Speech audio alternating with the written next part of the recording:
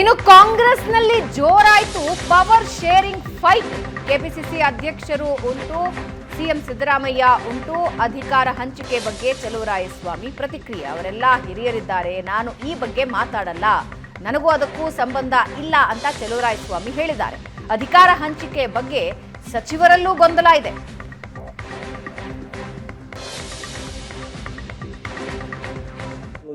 ಅಧ್ಯಕ್ಷರು ಉಂಟು, ಸಿದ್ದರಾಮಯ್ಯವರು ಉಂಟು, ಅದಕ್ಕೂ ನಮಗೂ ಸಂಬಂಧ ಇಲ್ಲ, ಅದು ಅವರೇ ತೀರ್ಮಾನ ಮಾಡ್ತಾರೆ. ಪರಮೇಶ್ವರ್ ಒಂದು ಮಾತು ಹೇಳಿದ್ದಾರೆ, ಈಗ ಇಬ್ಬರ ನಡುವೆ ಒಪ್ಪಂದ ಆಗೋದಾದ್ರೆ ನಾವೆಲ್ಲ ಯಾಕಿರಬೇಕು?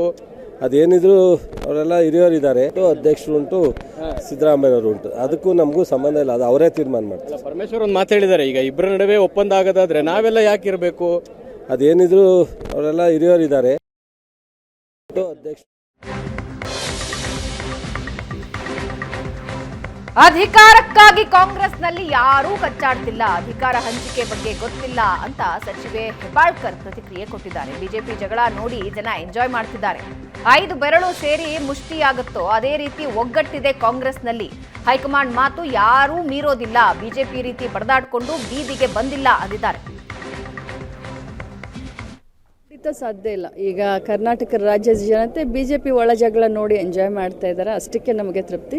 ನಮ್ಮ ಕಾಂಗ್ರೆಸ್ ಪಕ್ಷದಲ್ಲಿ ಹೆಂಗೆ 5 ಬೆರಳು ಸೇರಿದ್ರೆ ಒಂದು ಮುಷ್ಟಿ ಆಗುತ್ತೋ ಅದೇ ರೀತಿ ಹೈಕಮಾಂಡ್ ಏನು ಹೇಳುತ್ತೋ ಅದನ್ನು ಎಲ್ಲರೂ ಕೇಳ್ತಾರೆ. ಸೊ ಅಂಥ ಒಂದು ಒಗ್ಗಟ್ಟಿನಲ್ಲಿ ನಾವು ಇದ್ದೀವಿ. ಅಲ್ಲಿ ಹಾಗೆ ಬಡ್ದಾಡ್ಕೊಂಡು ಬೀದಿ ಜಗಳ ಮಾಡಿಕೊಂಡು ನಾವು ಹೈಕಮಾಂಡ್ ನಾಯಕರನ್ನು ಕೆಲವು ಸಾಕಷ್ಟು ಬಾರಿ ಭೇಟಿ ಮಾಡಿದ್ರಿ. ಈ ಥರದ ಪವರ್ ಶೇರಿಂಗ್ ಏನಾದ್ರು ಚರ್ಚೆ ಇದೆಯಾ ಮೇಡಮ್? ಖಂಡಿತ ಗೊತ್ತಿಲ್ಲ ನನಗೆ, ಖಂಡಿತ ಸಾಧ್ಯ ಇಲ್ಲ. ಈಗ ಕರ್ನಾಟಕ ರಾಜ್ಯ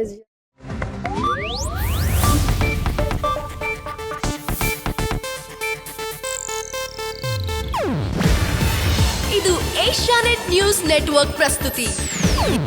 ನೀವು ನೋಡ್ತಿದ್ದೀರಾ ಏಷ್ಯಾನೆಟ್ ಸುವರ್ಣ ನ್ಯೂಸ್.